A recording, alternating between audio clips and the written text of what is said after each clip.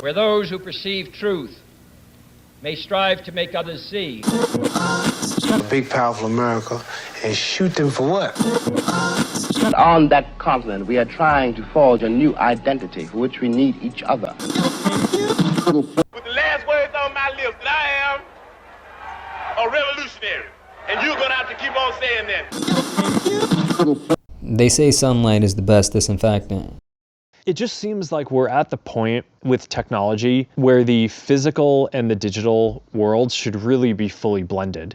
And that's what the holographic overlays allow you to do. You would prefer the human race to endure, right? You're hesitating. Yeah, well, yes? I don't know. I would, this is a long hesitation. I think the primary cause of death to Palestinians. Okay, do you want to hear the answer, or do you want to yell? Well, you don't want to hear an answer? Obviously. So the primary source of death in Palestine is the fact that Hamas has realized that there are millions and millions of useful idiots. All right, but we set up Doge. Yes. How much do you think we can rip out of this wasted $6.5 trillion Harris-Biden budget? Well, I think we can do at least $2 trillion. Yeah! Yes.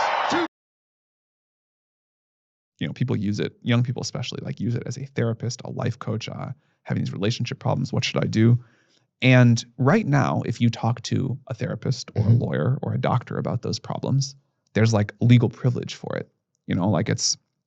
There's doctor-patient confidentiality, there's legal confidentiality, whatever. And we haven't figured that out yet for when you talk to ChatGPT.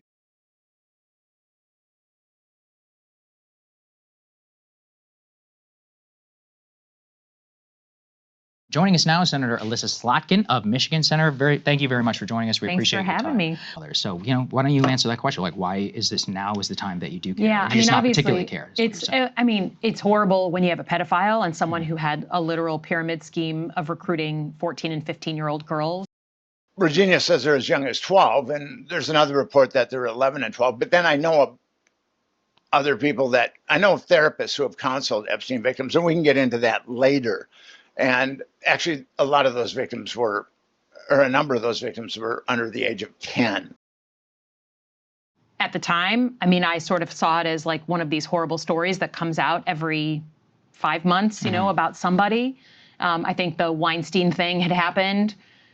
There weren't Michiganders, to my knowledge, who were involved, women, young girls who were involved. So I kind of saw it as a horrible moment, but not particularly something that's going to decide whether someone in my state can buy a house or get a good job. We need to understand that we are being eaten alive as a populace by the depraved few. So Apollo comes in, they buy the smelter, they promise that they're going to do right by the 2,500 families whose, workers are there. And they immediately loaded up with debt. This was a company that did not have a lot of debt. And so it didn't have enormous interest costs. It didn't have to pay those costs.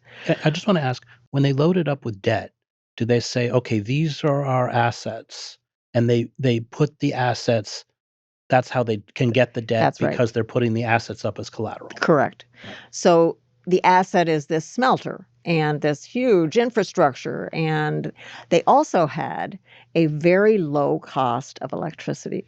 Just to interrupt again, is the debt used to pay for the acquisition? Yes. The debt is used to pay for the acquisition, but it again allows the private equity firm to take the money out, right? They're loading the debt onto the company itself, not onto the private equity firm. So the company is the one that now has to struggle with the debt costs, the increased interest expense that's associated with the debt. So Noranda, they load it up with debt. Almost immediately, Apollo gets its money out, all of its money out. Which it wasn't that much. Wasn't that much. Maybe even 6 months or something like that. They were able to extract all their money by putting the debt on the company, okay? So now Noranda is struggling. under this debt load. Apollo then raises more debt.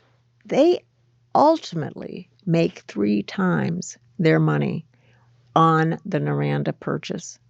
Meanwhile, the company starts to struggle, And it not goes up, it surprisingly. goes under because it has to service the debt now. It starts to struggle because it has to service the debt. So then Apollo says, wow, this is a problem. We need to negotiate with the state of Missouri's utility commission to lower our electricity costs, or otherwise we're going to leave. We're going to sell the company, take it somewhere else or something. So they negotiate with the utility commission a lower rate, even though it means that the other ratepayers in Missouri have to pick up the slack, have to cover that difference. Apollo gets the lower rate. It then starts to fire people because it can't make ends meet. The company is struggling. Again, the debt is too high. Corruption is paid for by the poor. And he said, well, once you're compromised, it's like you're on a yacht. It's a beautiful yacht and it's a beautiful day and you can have anything you want on that yacht. But if you decide to get off that yacht, the people on the yacht are going to make sure that you drown. Media refuses to talk about it, which I find kind of mind-boggling because it's so obvious. There was a Tennessee representative, U.S. representative named Tim Burchett, came out about 1.5 years ago and said, my colleagues are being compromised in honey traps. Do you think AIPAC should register as a foreign lobby?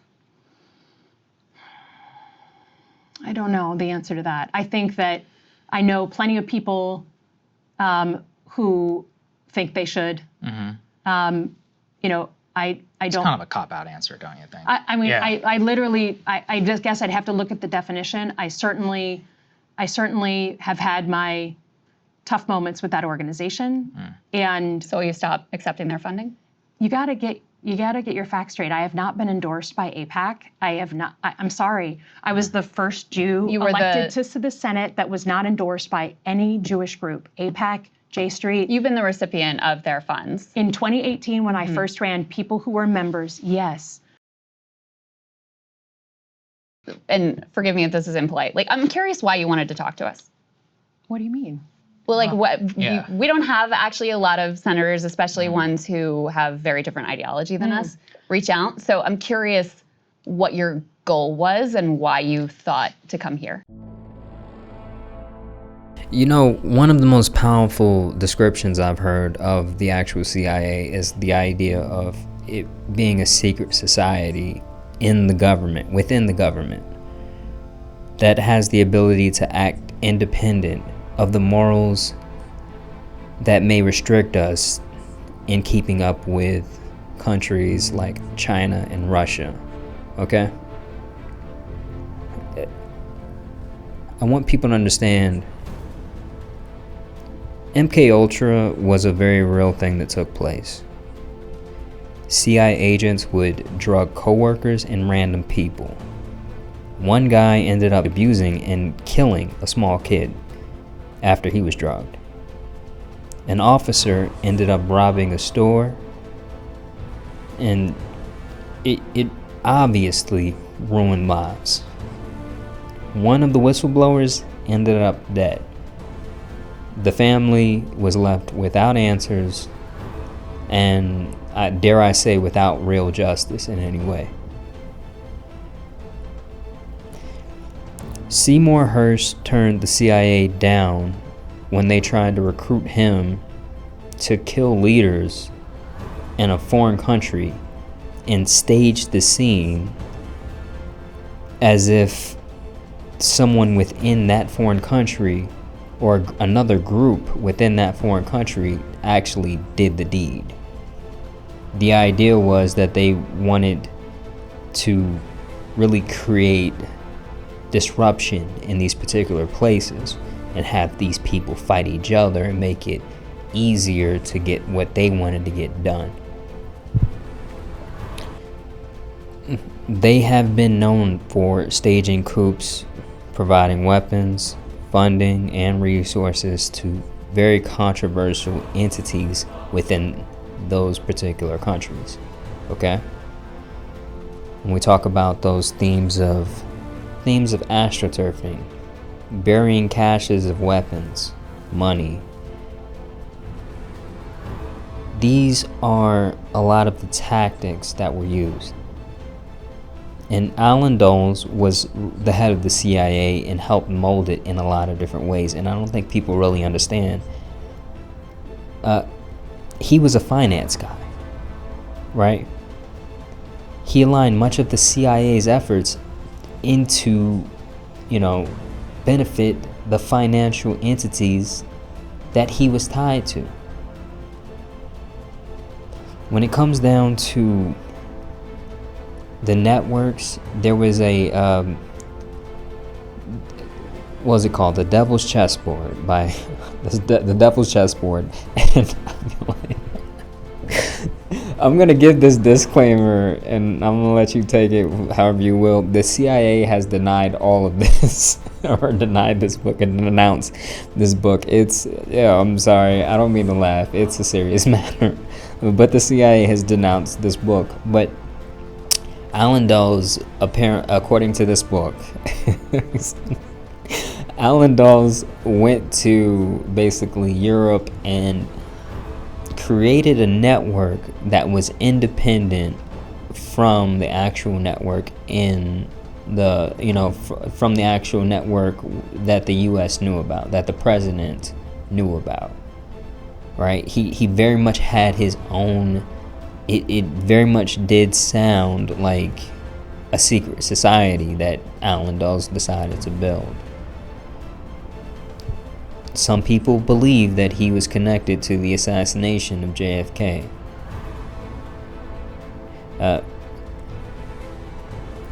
This idea, I think, really helps you understand just how off the rails Alan Dulles was. He would be very bold in trying to get just top-ranking Nazi officials out of punishment, out of the Nuremberg trials. He would do that, and these guys were just, they didn't care. They didn't care in a lot of cases, and they felt like just entitled to whatever they got in a lot of cases. It was crazy. And he was bold about this in terms of, or he wasn't, I won't say that he was bold, I'll say that it was bold, his actions were bold, right? Because Alan Dulles wasn't really he wasn't, a lot of these top figures that create these intelligence networks and everything, they're really, they are very much not on the front lines of being spies. They're not known for sticking their personal necks out. They just basically know how to create systems to where they can shake hands with the killer, or with the with the person that will actually do any deed that they need done. And that's another important thing. Like, a lot of these guys at the top of these agencies, they're not known for going out. They're not going out to beer with the guys after work. They're not doing any of that. It's just they're just using everyone to get what they want and the power that they want. And it's pretty disgusting when you really think about it. Now, I think when it comes down to what we're seeing today, the idea of sunlight being a disinfectant for a lot of these guys, I think it's excellent that these guys think that, hey, let's go out and influence the public. In your CIA, I'm like, yeah, please tell us more about what the CIA wants us to know. It's hilarious. But I want you guys to understand something. Edward Snowden, just to get a real grip on the culture right now, Edward Snowden is still wanted for espionage in the U.S. He's still receiving refuge from, quote unquote, our enemy, Russia, right? But if you go through and you ask any number of people throughout the streets, they will likely, unless you're in Washington, D.C., I suppose, but they will tell you Edward Snowden wasn't a criminal. He didn't do anything wrong. There's no reason for that. That's something that we believe in mass, but for some reason our government does not act that way. That's not how they're guided operationally for some reason. The U.S. government, they made Julian Assange plead guilty to crimes, right? And they released him from jail. And people, I was personally a part of a group that was, trying to advocate for that. But the idea here was, people don't understand. That's a message when you have to plead guilty to that, to anything like that. That's a very, and people need to understand this message, because there was a case called the Pentagon Papers, where Daniel Ellsberg basically blew the whistle on a report that was done that showed how crazy it was for us to really be in Vietnam. And the president was outright lying to the people at this time. So he came out with these papers. Of course, the mainstream media, the state-funded media, they denied a lot of times to say no, to basically just publishing the papers in general. And it's gotten a lot worse, and we'll talk about that now. But he wanted to give these papers to people. He wanted to give these papers to the publications and show them that. And there's a few that said, hey, okay, we'll take it, and they actually did their job in terms of actually basically publishing the papers and showing that. And there were a lot that didn't. But the real kicker is that at the end of the day, Daniel Ellsberg went to jail. He went to prison, or he was arrested. But in court, they found out, or they basically said, hey, look, this was corruption, you uncovered it. We can't really, let's just go ahead and drop all these charges, because this is actually ridiculous that you're actually, being blamed for wanting to tell the American people, basically uphold the ideals that we try to advertise for. We can't really say you did anything wrong here.